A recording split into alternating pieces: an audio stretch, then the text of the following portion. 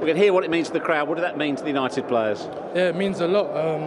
As you can see, our first 2 games didn't go so well, so we knew today was a big game and we had to turn that around today. How much do you think you needed that on many levels, Marcus? Yeah, it's obviously a massive game for the club.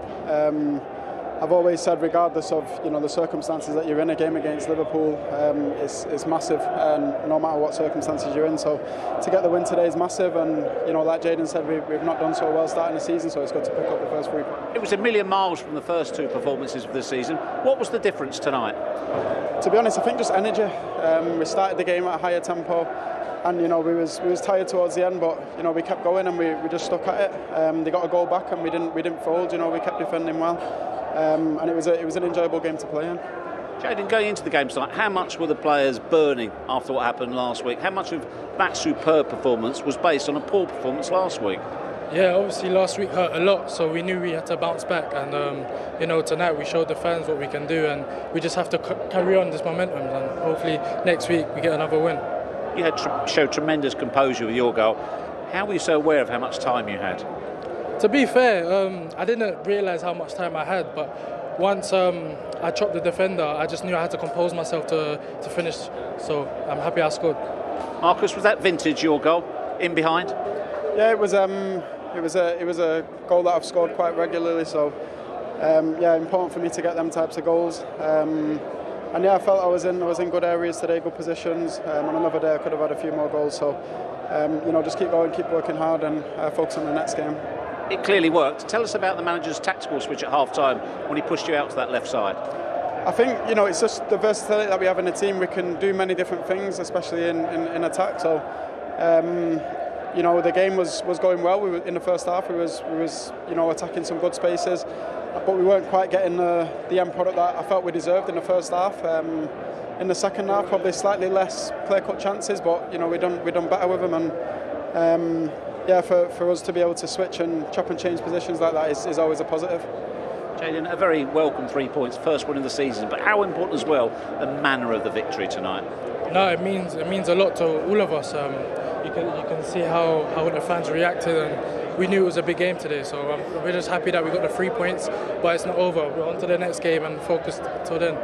Is it important as well, though? It gives you all belief that you're all united as one. It's a new manager, it's a transitional period in many ways, but if you can produce performances like that, you're going in the right direction. For sure, we just have to produce like what we've done today every single game. So, again, we're on to the next game. Happy that we got the 3 points, and we move on. Congratulations, guys. Well done. Thank you very much. Yes, the goal scorers, Jayden Sancho, just scoring for the 4th time in his Premier League career for Manchester United. He said there, Paul, he didn't realise how much time he had, but as Micah said at half-time, if Mo Salah et al. Had scored that, they'd be creating the headlines and people would be getting very carried away. Yeah, they would be, yeah, and I actually said that as well. I thought the composure of the lad, and that's what we've come to expect from him. We've seen him at Dortmund for a couple of years. OK, he had not a poor season, just a difficult season last year in a difficult team, but his composure showed there was brilliant. It's not always easy to do this, you're in a box, a crowded box, you think. And this takes real talent to do that. It's a great bit of skill. Puts 2 people down, puts Milner and the goalkeeper down, and that opens himself up to just slide it in the corner. But I thought he was good. I thought Marcus there with the other inter, I thought he was as good as he's been for probably 2 or 3 years. A real threat on a counter-attack running through, and Liverpool really struggled to deal with him. Yeah, I mean, this is what United fans want to see. As Scholes, he said, we've not seen it enough, since he's been there. He's a young kid still learning his way, and it's tough going to United at such a young age. But moments like this would have just endeared him to the Man United fans. But you've got to do more of it. We want to see more of it week in and week out, and it's pleasing to see him and Rashford, on the score sheet. And this caused much discussion within the Liverpool ranks, Macca. Oh, I mean, it was a nice goal by Sancho, but it was awful defensively by Liverpool, wasn't it? Trent doesn't do enough to stop the 1-2, then get back and try and defend Sancho. Milner goes flying in, trying to delay it, and he's angry at Van Dijk for not stepping forward. Virgil van Dijk stands on the 6-yard box, hands behind his back, and is almost rooted. Once Sancho comes inside, yeah, he mightn't be able to stop the goal from going in, but he has to come forwards. If he steps a yard forward, he instantly closes the angle down for the goal. Goalie's out the way, as you'd expect, but he has to come forward. He has to come forward, and that's what Milner was having a go, and rightly so. And there was a load of people at fault for that goal, and there was more at fault for the second goal as well. And that's where Jurgen Klopp will be really angry with, and the Liverpool fans would be. Well, let's see that second goal, because Marcus Rashford spoke about it in that position again that he found himself a couple of times tonight. Well, this is where he's a big threat. Again, the ball breaks down a little bit. I think it's Henderson who gives it away. And as soon as he gets on his bike there, there's absolutely no stopping him. We thought he may have been just touch offside, maybe timed it, but it seemed like he's obviously timed it perfectly, and it's a great fit. It's a good finish, but again, for the Liverpool lads, a little bit disappointed with the goalkeeper.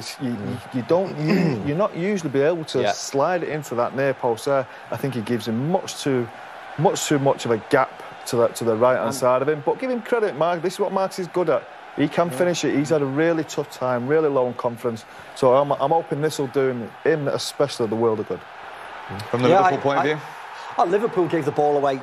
I mean, Harvey Elliott tries to play a pass out to Mo Salah, which gets cut out, and then Henderson fails to deal with it, then Van Dijk fails to deal with it, Gomez steps up, and as Scholes said, it was too easy to goal.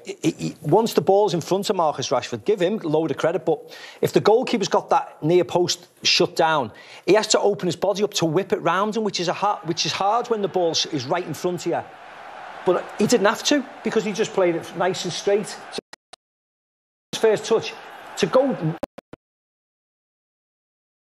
to Rashford's right, the goalkeeper's left, is a hard task when the ball's there. But he didn't need to, because right in front of him, the near post is open. It's a really unusual goal, isn't it? It is. Like you say, you normally open your body and you go that way to bend it round. Whip it right round. He's actually done the same finish, bent it round in the near post, which is so unusual. You're thinking usually the outside of your foot maybe to bend it round the keeper, but I think the keeper's in a bad position. Yeah, he's a top keeper. Yeah. But for me, I'm not a goalkeeping coach, but I still think he's going to act too quick too early.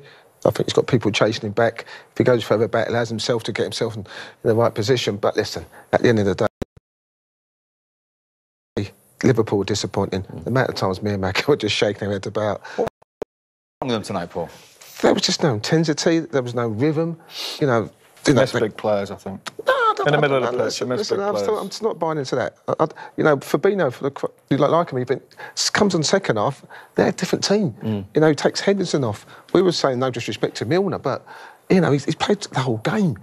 I just felt from the minute one, they didn't look comfortable in how they set the team up. Yeah. Harvey Elliott playing, in a kind of holding position. When he was at Blackburn, he was playing on the right wing, scoring 15 goals a season. Now he's playing in a holding position. So I just felt, from a team point of view, there was misbalance, and I think that's why. He was slow, weren't he? Slow, They gave the ball away passes, simple passes. They gave the ball away a lot tonight, and they just lacked that intensity. Yes, they got the intensity going when they were 1 down, when they were 2 down.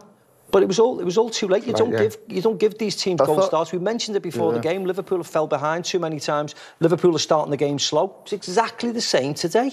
I thought Cavallo did well when he came on. Cavallo came on, he carried the ball, he was running forward. And that's why I'm talking about creativity in the middle of the pitch. Milner and Henderson, too similar. I keep mentioning it, 30-odd-year-olds playing in midfield. It's difficult. When Cavallo came on, missed Thiago, massive creative player for them. I thought when Cavallo came on, he's actually started running at the defence and trying to create a little bit more. So I thought they missed something in the middle of the pitch. I don't disagree, Scholes. I would never disagree with you, my friend. You know what I mean? From what we've seen so far this season, not pre-season, but this season from Manchester United and last season, it looks like it could be a difficult night. Let's start to look at what the positives might be. We saw when Rafael Varane came in last season, they announced his arrival on the pitch before the Leeds game. Manchester United went in 1-5-1. It lifted the crowd. It seemed to lift and galvanise the players. It looks like they're going to bring Casemiro in, and they're bringing in a player with that wealth of experience, that winning mentality, and that might just be something that can tip the players into, I don't know, a form of self-belief. Well, I think the boys need somebody else in with them. You can see that. You can see the fact that they're really struggling confidence-wise. And he's 30 years old. He's won 5 Champions Leagues. He's at the base of one of the best midfields we've ever seen with Modric and Kroos. I think he's just what they need. He's got a mentality that He expects to win. He demands to win. And the point is you need more players like that in and around that. I think United lost so many leaders and captains over a relatively quick space of time. Rio Ferdinand, Gary Neville, Paul Scholes, Ryan Giggs, the list goes on forever. And I don't feel like they have that nucleus there. I think he's a guy, you think about De Gea, you got Varane, you got Casemiro, you got Ronaldo. There's a decent spine there.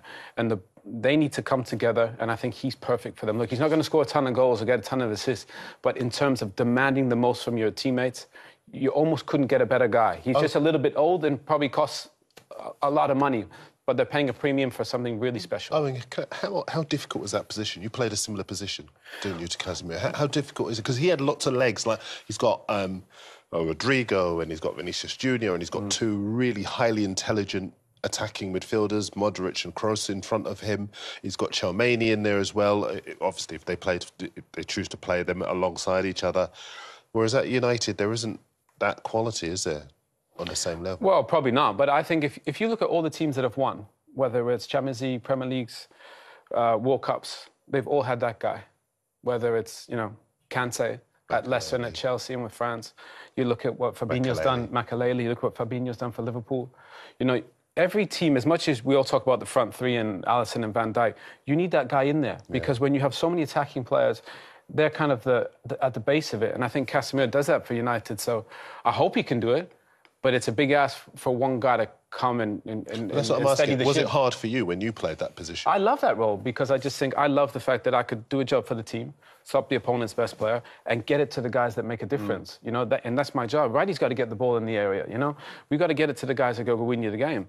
But sometimes you need guys that are there to keep the ship up when it's going down. And right now, it looks like they don't have enough of those guys.